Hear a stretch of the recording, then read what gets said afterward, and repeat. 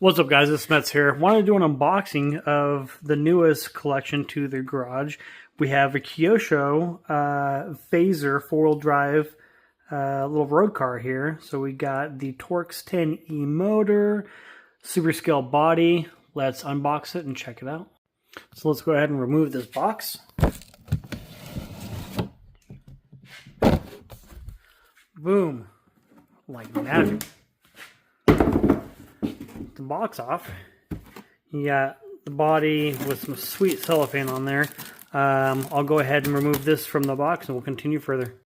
Alright, let's get the cellophane removed here. That's looking pretty sick. It's like a car unveiling. There we go. Nice. Let's remove a little bit of the cellophane from the roof here. So satisfying. Alright, first impressions on the body. It's looking super slick, man. I'm not big on the side pipes. We might remove those.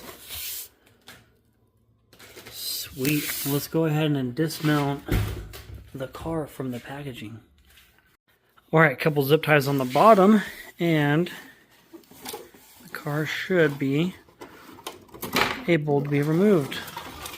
Get that off to the side. And here we are. A little bit of dust there already. A little bit of static. I am thoroughly enjoying the look of this car. I didn't think I was going to like the color that much, but honestly, you could take some pretty scale photos of this thing. Looking into the engine bay there with a supercharger. Cal induction. Let's go ahead and remove the body and see what we're looking at underneath. Alright, now with the body removed, you can kind of come in here and see a little bit more of the details. So we've got the engine mount there, the blower mount. Kind of cool. Liking these retro style looking wheels. So you can remove the side exhaust there, which I definitely think I'm going to do. So it comes with a Dean's connector. Going around the back. Got some pretty beefy wishbones in there. Dog bones, CV axles, whatever you want to call them. So this is the Torx 10E 3652 censored, or sensorless. Wow, I can't talk. 4000 kV 4-pole brushed system. So this isn't going to be a super crazy competition road car, but you kind of get the idea of what's going on here. So looking at the under, just plastic, polymer type stuff. So yeah, we'll get a battery strapped in this guy and checked out. It's definitely a pretty stiff car, but like I said, I'm thoroughly enjoying kind of the look of the car. Like I said, I am going to go through and I am going to remove these side pipes because I don't like it. So I'm going to do that and we'll do a before and after. Stand by. Alright, that took about a minute and 30 seconds was finding the right size. Little hex bolt there. So got the two screws on each side there. This is like a little adapter piece that they put on there so they can screw on the exhaust. You can remove those if you want. I'll leave it on there for now. But let's get this body back on there and see what we're looking at. Come on, little buddy. Let's go. Get the body in there. Let's go. There we go. I like that a lot better.